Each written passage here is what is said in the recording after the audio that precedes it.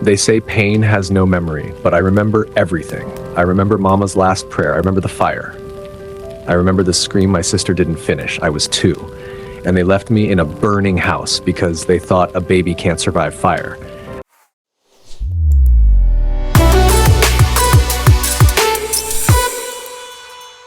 We were the Okeke family. Papa was Jonah, a school teacher. He believed education could save a soul. Mama was Ngozi, a woman of prayer. She didn't have money, but her faith was wealth. My sister, Adaeze, 15, bold, always saying, one day I'll be a voice to the voiceless. And then there was me, Chikamso, just 2. We had nothing. Yet we had everything, until the night the monsters came. No matter how dark the world gets, light must start from our home. Gather for devotion, Papa said. Even if we have no food, we will eat the word. Jehovah is our provider, Mama added. We were singing when the door burst open. Gunshots. Papa fell first. Mama screamed Jesus, then dropped beside him. Adaeze covered me. They took her and set the house on fire with me inside. But fire didn't kill me. God had other plans. From the bushes nearby, a couple, Mr. and Mrs. Olayemi, watched in horror. They waited until the screams stopped, then ran into the smoke. They found me, barely breathing. They took me. We'll call him Samuel. Maybe he's the child we never had, Mr. Olayemi whispered.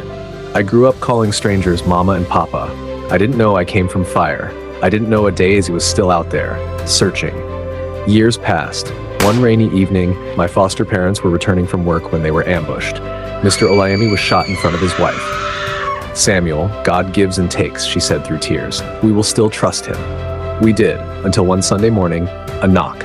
It was a woman, dusty, scarred, eyes full of old memories. Adaeze, I've looked for you all my life. Your name is Chikamso Okeke. They took everything from us, but you lived. DNA confirmed it. Mrs. Olayemi wept. You're home now, she said. I couldn't bear children, but God has restored what I lost. For a moment we were whole, but peace never stays long. That night, they came again.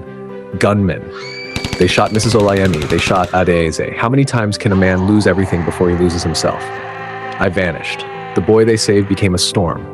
I formed a gang. We didn't steal, we punished. We became what the system feared. If the law wouldn't protect the innocent, we'd become the law, until her. Among the people we kidnapped was a girl, Grace, a missionary. Kill me if you must, she whispered, but Jesus still loves you. What kind of God watches his children die like goats? I asked. The same God who pulled you from fire, even when you didn't know his name, she answered. Her words haunted me. I let her go. Then I let everything go. I chose love. I chose Christ. We married. We had 4 sons. Life finally looked like healing. But even joy has enemies. We were driving back from choir practice. Dad was laughing at my terrible falsetto. Mom had recorded us, teasing that we sounded like frogs. My younger brothers were in the back seat singing off-key. Then it happened. Gunshots, screaming. Dad slumped over the steering. Daddy? Daddy! Daddy, no! Stay with me. I grabbed the wheel. Blood soaked through his shirt. Mom was pressing on his chest, praying and crying at once. My hands were shaking, but I couldn't stop. I was only 17, but that night I became a driver, a doctor, a soldier, everything at once.